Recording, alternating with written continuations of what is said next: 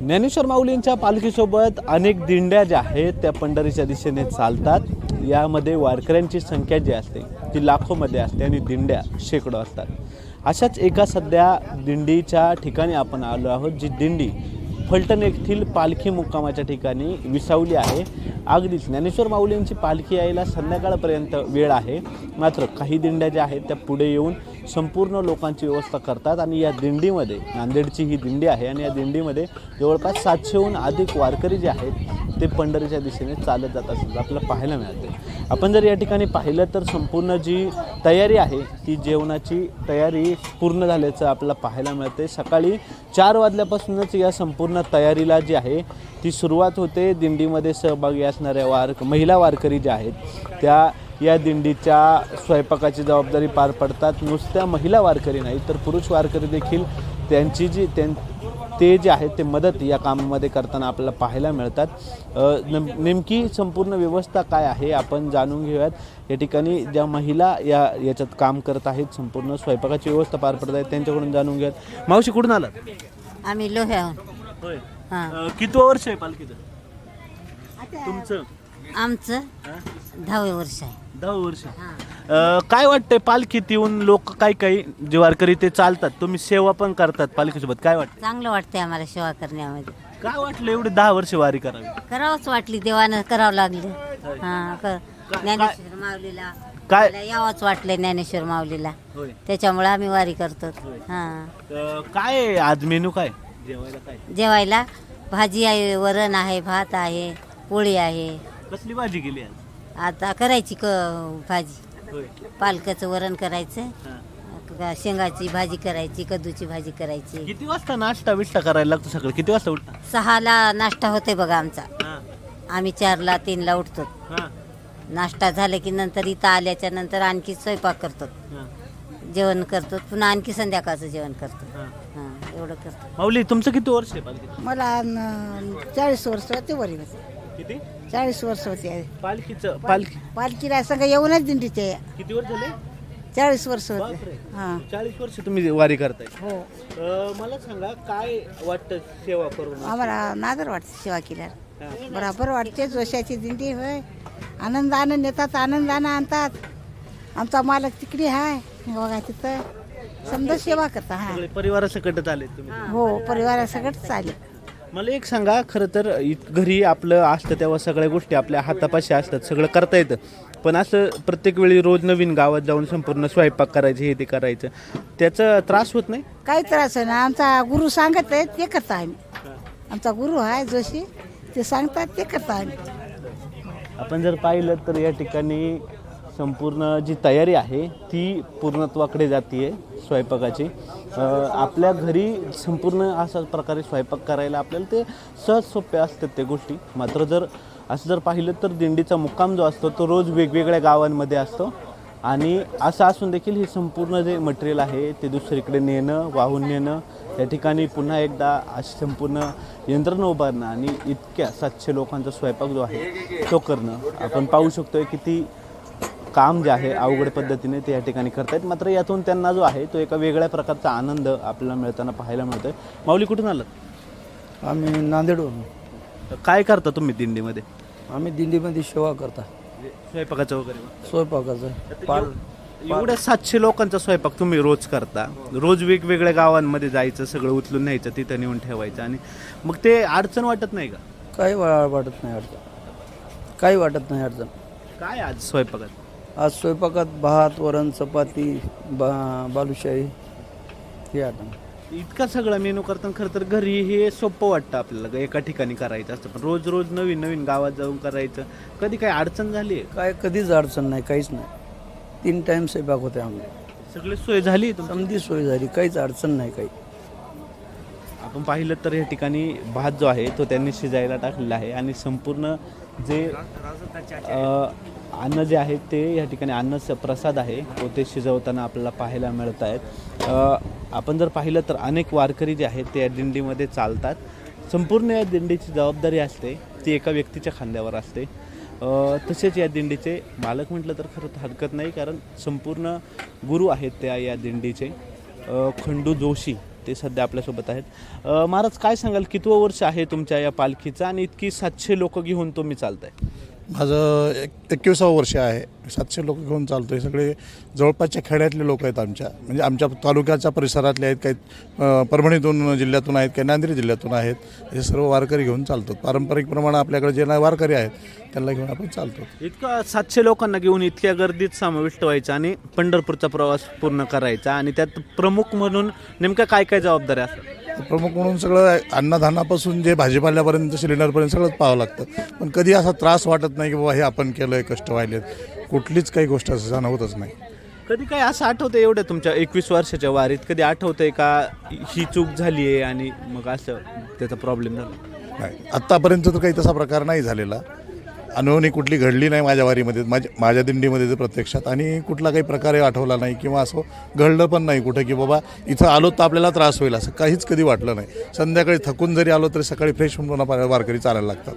खरं तर घरी जर पाहिलं तर एका ठिकाणी सगळ्या गोष्टी असतात, सगळं इतका लवाजमा करणं सोपं असतं. मात्र जेव्हा असं रोज एका गावात जायचं, एका गावात मुक्काम करायचा, 15-20 दिवसाचा हा प्रवास पूर्ण करायचा, त्यावेळी नेमकी काय आव्हानं असतात? माऊलीचीच कृपा आहे. काहीच कुठला त्रास होत नाही. कुठला असं नाही भेटला असं नाही. भाजीपाला भेटतो जागेवर, सगळे आयटम जागेवर भेटतात. काही 1 रुपयाचा त्रास होत नाही. माऊली सगळी कृपा असल्यामुळे काहीच टेन्शन नाही आहे. मला एक सांगा, रस्त्याने ज्यावेळी पालखी पुढे जात असते तेव्हा लोक वगैरे मदत करतात, मदतीच्या भावनेने पुढे येतात? नाही, बऱ्याच भागात करतात, पुण्यापर्यंत तर करतात. आता पुढं कसं आहे, ज्याची त्याला आमचं साहित्य असतं, आम्ही आपलं बनवून खातो. कारण दुपारच्या टेम्पो मी संध्याकाळी भरतो, दुपारच्या ठेप्याला जाऊन ते दुपारी सगळं करतात. तिथं वारकरी सगळे जेवण करून संध्याकाळच्या ठेप्याला येतात समजा. त्याच्यामुळे आम्ही 2 वाहनं ठेवतो. आता हे दुपारचं संध्याकाळचं वेगळं वाहन असते, दुपारचं वेगळं वाहन असतं. 2 वेगवेगळे यंत्रणा एक सोबत तुम्ही? दोन्ही. पुढच्या पुढं बाया जाणार, ते स्वयंपाक वगैरे करणार. आचारी जाणार, त्यांनी स्वयंपाक करणार. तिथलचे परत जेवायला वाढणार. परत ते संध्याकाळी त्यांचं जेवण वगैरे झालं की ती गाडी लोड करणार, पुन्हा इथं येणार, संध्याकाळच्या ठेप्याला परत सकाळचं दुपारी काय करायचं ते घेऊन जाणार. नेमकं आता एवढं सगळं अर्थकारण, या इतक्या माणसांना रोज जेवण घालणं, हे सगळ्या गोष्टी किंवा खर्च लागणार, एकंदरीत याच्यातला खर्च जो आहे तो नेमका खर्च कसा भागवतात? नाही, वारकऱ्यांकडला सगळ्यांना पंक्ती दिलेल्या असतात. त्या पंक्तीतून जे काही आपण निधी गोळा करतो त्याच्यातून सगळं अन्नदान एकत्र भरतो आणि ते अन्नदान एकत्र कुटीत भरून वारकऱ्यांना खाऊ घालतो. माऊली, कुठून आलात? मी बापूराव गारुजी दळवे, राहणार वडेपुरी तालुका जिल्हा नांदेड. ह्या दिंडीमध्ये माझी 20वी वारी आहे माऊली. कोरोनामध्ये मी पांडुरंगाला काकड टाकलं होतं. पांडुरंगा हे वारी आमची चांगली जावा, आमच्या धोंडुताच्या दिंडीला चांगलं यश मिळवून काकड मी माऊलीला घातलं होतं महाराज. तुम्ही खरं तर बोलताना सांगितलं की तुमचं ऑपरेशन पण झालं. माऊली, माझं ऑपरेशन झालं गेल्या वर्षी. महाराज म्हणजे काका तुम्ही दिंडीमध्ये चला, माझ्या संग कारमध्ये बसा, मात्र तुम्ही दिंडी माऊलीची वारी मोडू नका म्हणजे एवढी मी महाराजाचे ऐकलं. असं आहे महाराज, ह्या दिंडीमध्ये कसल्याच प्रकारचे कमी नाही. माऊली घरी तर आपल्या झाडाजवळ लागला, माऊली 12-1 वाजू तर भाकर मिळणार. ह्या दिंडीमध्ये माऊली 6च्या आधी जेवायची व्यवस्था आहे, फराळाची व्यवस्था आहे माऊली. दिवसाच्या आधी चहा आहे माऊली. घरी तर होईना 8-9 वाजू तर बायका म्हणतात आल्या फिरून इथं कोणी चहा केलं म्हणतात माऊली. अशी ह्या आमच्या देवाची कृपा आहे. असं आहे माऊली. डोळ्यात पाणी आहे खरं तर. काय प्रेम आहे देव. नाही, आनंद वाटला ह्या देवाला पाहून मला. असं आहे माऊली, कसल्याच प्रकारची कमी नाही माऊली या दिंडीमध्ये. जेव्हा आहे संध्याकाळी कीर्तन भजनाचा कार्यक्रम होते, रात्री झाला कार्यक्रम भजनाचा नंबर 1 झाला माऊली. असं आहे बघा. घरी तर एखाद्या व्यवस्था होईना माऊली. असं आहे बघा. माऊली, तुमची किती वारी? मग पहिलीच आहे माऊली. बऱ्याच उशिरा वारी केली का असं? हो, त्या समाधी सोहळ्याला जात आम्ही नेहमी. हे पहिलीच आहे माऊली माझी. काय अनुभव आला वारीचा? अनुभव काहीच नाही, मनालाच उपदेश झाला. हे पुतण्या होय, हे म्हणले चला बाबा. मी म्हणलो बा सांभाळून आणतो म्हणलास तरी येतो. हां, मला आता सुधारणा आले, तू सांभाळतो म्हणलास तर मी येतो म्हणलं. सांभाळाले, चांगलं सांभाळाले, व्यवस्थितशीर. हो. वय किती? वय 80-85 वय असं. होय. मग इतक्या वयात चालताना त्रास होत नाही का? होय ना, काहीच होईना, काहीच होईना. समधी व्यवस्था आहे, माऊलीची व्यवस्था आहे, महाराजाची इथं कशालाच कमी नाही. हां, समधी व्यवस्था आहे. एवढ्या लोकाला कोणलाच त्रास नाही. इकडे जर पाहिलं तर आपण वृद्ध आहेत, इकडे तरुण आहेत. वय किती मित्र? 27. नाव? दत्ता लक्ष्मणराव टाक धानोरकर. कितवी वारी आहे? पहिली पहिली वारी. कोणासोबत आलाय? आमच्या देवासोबत. अच्छा. मला एक गोष्ट सांग का, नेमकं काय पाहिलं तू आतापर्यंत वारीत? खरं तर तुझी पहिलीच वारी आहे, इतक्या लवकर वारी करतोय. काय काय पाहिलं, काय आणलेलं? वारी केल्याशिवाय कळणार नाही हा वारीमध्ये काय आनंद आहे ते. जन्मात येऊन एकदा तरी एक वारी केली पाहिजे माणसाने. आता इतकं सगळी व्यवस्था आहे, बाकीची सोय वगैरे सरकारने केली किंवा वेगवेगळ्या संस्था पण करतात. सोय झाली आहे का व्यवस्थित राहायची? एक नंबर सोय आहे. मी आचार्यचे आहे स्वतः. जे सर्व घरी जे सोय होत नाही ती पूर्ण सोय इथं आहे. आता इतके दिवस झाले घर सोडून, आठवण येते घरची? घरची काही आठवण येत नाही. का बरं असं? जे आनंद आहे यांच्यासोबत ते आनंद घरच्या सोबत नाही. माऊली किती वारी तुमची? माझी आता दुसरी वारी आहे. सलग दुसरी? मागच्या वर्षी पहिल्यांदा आलतात, आता दुसरी. काय काय वाटलं परत वारीला यावं? जागोजागी परमेश्वराची प्रचिती आहे, बस. याच्याशिवाय काहीच बोलू शकत नाही. अडचण होत नाही का खरं तर इतकं रोज नवीन नवीन गावात जाणं, सगळं गोष्टी? काटा मोडत नाही, मुंगी चावत नाही. कुठेही झोपलात इंचू काट्यात तर इंचू चावत नाही. ह्याच्याशिवाय काहीच नाही. माऊलींची कृपा? माऊलीची कृपा जागोजागी आहे. ते तर आळंदीतच बघितली आम्ही. काय नेमकं काय जाणवलं तुम्हाला? काय झालं होतं आळंदीत? ज्यावेळेस आम्ही मुक्कामाला होतो, आम्ही 5 तारखेलाच आळंदीत गेलो होतो, त्यावेळेस पाऊस इतका होता की आम्हाला जोपर्यंत त्या इंद्रायणी मातेला जायला, नमस्कार करायला जायचं देखील प्रशासनानं आवडवलं होतं. पण ज्यावेळेस आम्हाला निघायचा वेळ आला त्यावेळेस पुलाच्या खाली पाणी होतं. याच्याशिवाय अजून काय? कुठं शिस्त तोडून आहेत का कोणीतरी वारकरी? आणि सगळं पुन्हा माऊलीशिवाय होतच नाही. ह्यांनी हे जे म्हणालेत मी करतो, हे कोणीच करू शकत नाही. ते परमेश्वरच उभा टाकते. एवढं घर उभा करणं आणि दुसऱ्या दिवशी पुन्हा ते मोडून पुन्हा दुसऱ्या ठिकाणी उभा करणं म्हणजे सोपं नाही. आणि हे जे दिंडी चालक किंवा व्यवस्थापक, आमचे दिगंबर सरपंच असतील, हे सगळे जे मान्यवर आहेत, ते हे मान्यवर यांची सेवा. आता हे जे कपडे घातलेले, हे भगवे कपडे घातलेले जे दिसायलेत, त्यांचं काम आहे सकाळी उठणे, पालं लावणे. इथपर्यंत सोय आहे की प्रत्येक पालामध्ये बल्ब आहे, चार्जर आहे, इथपर्यंत सोय आहे. आणि सकाळी जर टाईम ठरला आदल्या दिवशी 4 वाजता जायचं आहे तर 3:30 पावणे 4 वाजता नाश्ता असतो माणसांना. हां, चहा नाश्ता. मग तिथपर्यंत आम्ही पोहोचेपर्यंत दुपारची गाडी रात्री 2 वाजता निघते इथून आणि तिथं जाऊन स्वयंपाक करते. इथपर्यंत सोय आहे. परमेश्वरच करून घेणार आहे. काय आठवतंय का वारी? 2 वर्ष वारी केली, काय आठवण लक्षात आहे का? अशी आठवण लक्षात राहिली मला वारीची असं? भरपूर आहेत. एखादी? कधी कोण येईल परमेश्वर आणि उभा टाकल हे तुम्हाला नाही, आणि हे माझ्याकडून घेऊन जा. परमेश्वर येते. आपण झालंय असं? खूपदा झालेलं आहे. उदाहरणार्थ काय सांगू शकतो? उदाहरणार्थ गेले वर्षी अचानकच माणूस आला आणि रेनकोट देऊन गेला. यंदा रेनकोटसाठी सगळ्यांनी वाट बघितली, रेनकोट येते. माऊलीने पाऊसच बंद केला. म्हणजे आलं का लक्षात? परमेश्वर देते. कुठून येते, काय होते, काही माहिती नाही, पण देते. माऊली किती वारी तुम्ही? पहिलीच वारी आहे. काय वाटलं वारीला यावं? चांगलं वाटलं. काय वाटलं? आपलं टेम्पो आहे, हां. टेम्पो घेऊन टेम्पो सेवाच करताय म्हणायचं. काय एकंदरीत गाडी वगैरे चालवता, वाहन चालवताना आता? अडचण येत नाही, एवढी ट्रॅफिक राहते, कुठंच असं अडचण आलं नाही, काहीच नाही आम्हाला. कुठंच काही अडचण याची समजा हे पडले का? काही गाडी चालवताना काही त्रास वगैरे होतो? कायचाच त्रास होत नाही. एकामागे एक चालत राहते, काय याचीच अडचण येत नाही आम्हाला.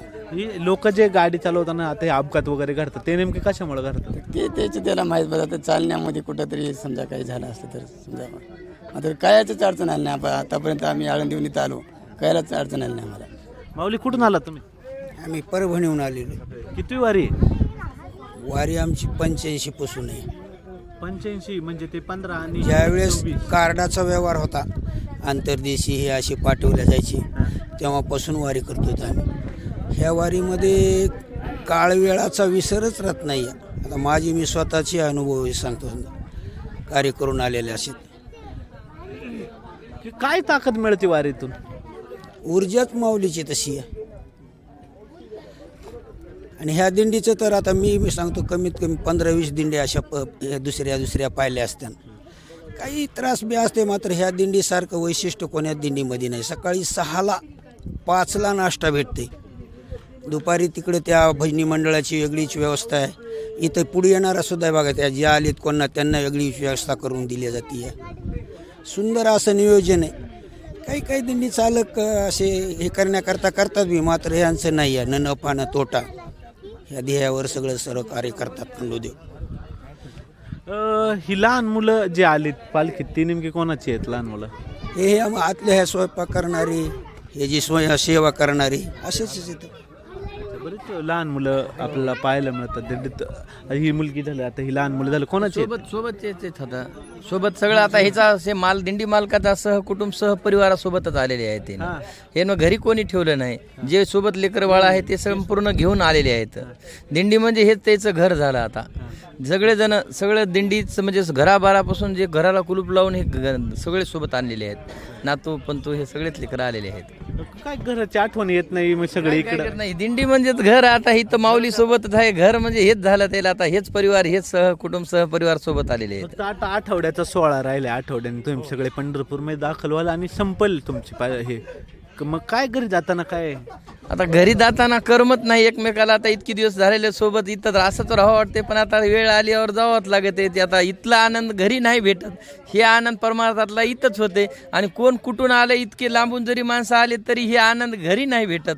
हे सगळेजण आले पण आम्ही घरचे तरी भांडणं करतात. हे इथं आलेले माणूस एकमेक कोणी भांडण नाही, काय कोणाची कोणाला तक्रार नाही, काही नाही. याचा हे माऊलीचा आनंद म्हणजे वेगळाच आहे बरं का. चार्ज केल्यासारखीच 6 महिन्याची आपण बॅटरी जशी चार्ज करतो ती उतरल्याच्या नंतर पुन्हा भरावं लागते.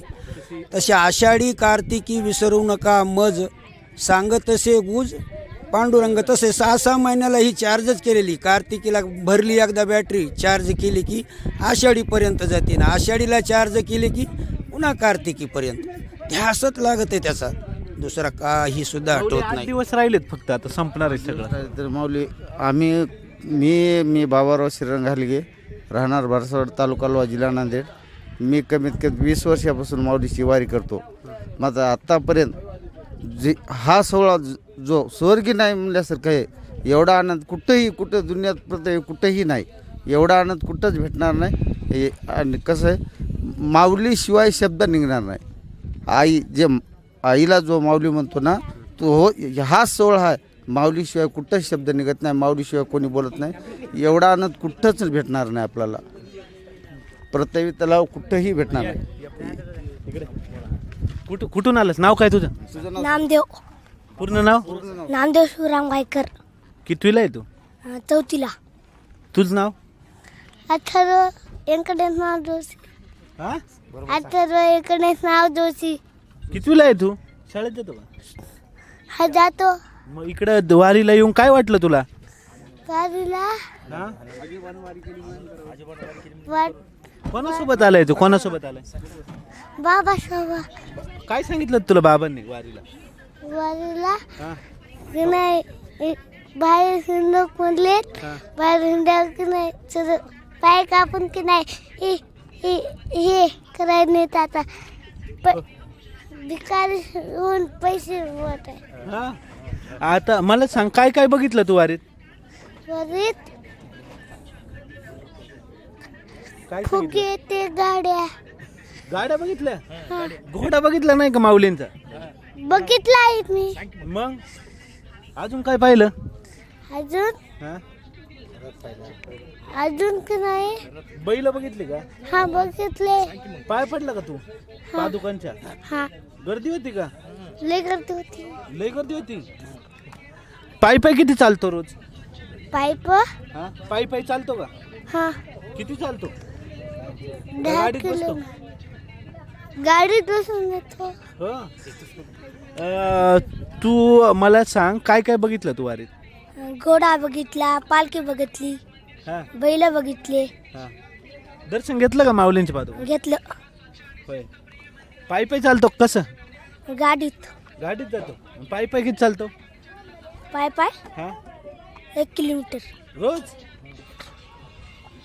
आपण जर पाहिलं तर संपूर्ण परिवारासह जे वारकरी आहेत ते या दिंडीमध्ये सहभागी होतात आणि या लहान मुलांसोबत ते वारी पूर्ण करतायत. अर्थात वारी जी आहे ती पुढे जात राहावी. परंपरागत वारी जी आहे ती सुरू व्हावी यासाठी ते त्यांच्या नातवंडांना देखील घेऊन या वारीमध्ये सहभागी झालेत. आणि याचे छोटे जे आहेत तेच ही वारी जी आहे ती पुढे चालवणार आहे, ही परंपरा पुढे अबाधित ठेवणार आहे. त्यामुळे ही परंपरा त्यांना माहीत व्हावी म्हणून हे संपूर्ण वारकरी जे आहेत ते त्यांच्या नातवंडासह या वारीमध्ये दाखल झालेत आपल्याला पाहायला मिळतं.